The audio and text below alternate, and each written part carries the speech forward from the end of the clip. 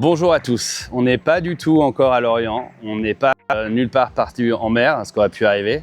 On est à Falmouth en Angleterre, où il nous est arrivé une petite histoire. On était en train de, toujours sur la Dream Cup, entre Cherbourg et Lorient, on était en train d'arriver au Scilly dans la nuit de samedi à dimanche. Ce matin à l'aube, vers 6h, 30 à 40 nœuds de vent, donc des conditions vraiment solides, une mer formée, de plus en plus grosse, le bateau en vent arrière. On marchait vraiment bien, on allait dans les surfs jusqu'à 12 nœuds, ce qui est pour un bateau de ce type une vraiment bonne vitesse. On était à 9, 8, 9, 12 nœuds. Et tout à coup, Jean-Marie était à la barre et on a probablement tapé quelque chose. On a entendu un poc et plus de barre. Plus de barre. Donc plus de barre dans une mer très formée, avec beaucoup de vent, avec des cargos autour de nous. C'est pas génial comme expérience.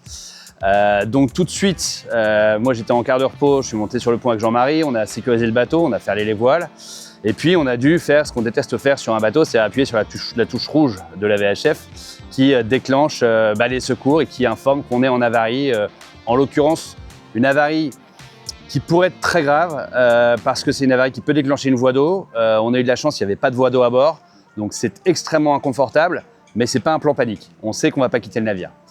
Dans l'histoire, tout de suite, on a les RNLI, les Falmouth Coast Guard à la VHF, à qui on explique la situation. On décrit ce qui vient de se passer, plus de safran, bateau pas manœuvrant, des cargos autour de nous. Falmouth Coast Guard appelle les cargos autour en demandant aide, assistance. Donc on a un énorme cargo qui est venu se mettre pour briser le vent et qui a eu la bonne et très gentille intention de vouloir nous remorquer. C'est très clair, s'il nous remorque, le bateau a une espérance de vie de 3 minutes. Allez, on va dire 4. Dans une mer telle, avec un cargo donc très haut et qui a une puissance totalement délirante, le bateau c'est un petit bouchon derrière qui va enfourner, qui va être détruit très rapidement. Donc je m'oppose absolument à ça. Mais un bateau remorqué, c'est une prise de guerre pour un armateur. Donc il y a insistance. Jusqu'au moment où le bateau dont je parle est venu se mettre, mais il était à 20 mètres de nous, 30 mètres de nous, et me dit non mais là on n'est plus manœuvrant, donc on va vous descendre, mettez des parbattages, on va lancer une échelle et vous allez monter à bord. Et là, ça n'arrive pas souvent, mais j'ai un peu gueulé. Je lui ai dit, les gars, hors de question, vous nous laissez gérer la situation, on est manœuvrant, on n'est pas manœuvrant, mais le bateau n'a pas d'avarie, on n'est pas en urgence vitale, on ne va pas abandonner le navire, et je reste en contact avec les RNLI et en voyant avec eux ce qu'ils font. Et donc ça c'était formidable parce que la situation s'est très vite calmée, le cargo est reparti, et les gardes-côtes anglais ont confirmé ils ont pris le relais auprès du cargo en confirmant qu'il n'y avait pas d'assistance à porter. Et ils ont envoyé une vedette qui est arrivée en 2 heures. On était à une 50aine de milles de la côte. Donc 2 heures après, on voit un petit point rouge apparaître et disparaître au loin dans les vagues. Je vous laisse imaginer l'ambiance de ces 2 heures, un peu bizarre, un peu lost in translation, où à la fois c'est des mois de préparation mentale et physique, c'est un bateau sur lequel on a bossé comme des dingues. C'est une course que je voulais réussir avec Jean-Marie, on est quand même des marins un peu aguerris, on avait envie de faire ça bien. Et puis le truc nous échappe comme ça, c'est très très violent. Et puis c'est assez inconfortable d'être sans manœuvre dans une mer démontée, c'est pas génial.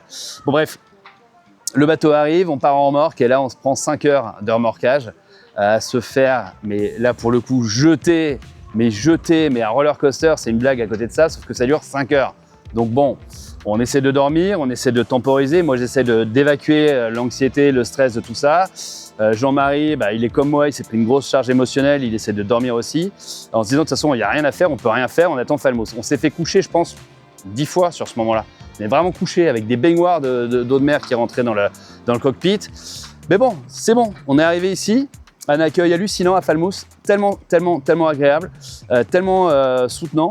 Et très vite, avec Jean-Marie, on a démonté la mèche de safran. On s'est aperçu qu'il restait en fait la barre en acier autour de laquelle est construite le safran, avec une tige en inox qui dépassait. Et on s'est dit, on a 2 solutions. Soit on fait ça en bois et ça va pas être solide, soit on fait ça avec un chantier. C'est une 3e solution d'ailleurs. On fait ça avec un chantier, on ne sait pas combien de temps ça va prendre. Ici, la nuit de port est quand même, c'est pas donné. On ne savait pas très bien tout ça. Soit on se dit, on va se servir de ce qu'on a et on va fabriquer là-dessus un safran en acier. Et en fait, voilà, j'ai discuté avec les gars du port.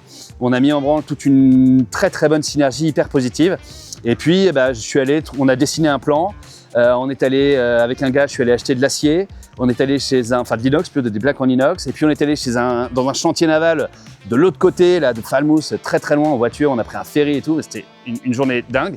Et on est revenu avec un safran complet et fonctionnel. Donc en fait, on est allé au bout. On a eu le safran. Quand je suis arrivé avec Jean-Marie, on a remis le safran en place. Ça a pris un quart d'heure. Donc hier soir, on avait Noah Safran en bateau. Donc on a décidé de se reposer encore un peu, de prendre une bonne nuit de sommeil et de décider de la suite. Je pensais au départ retourner au Havre en me disant que de toute façon ça n'avait plus trop de sens.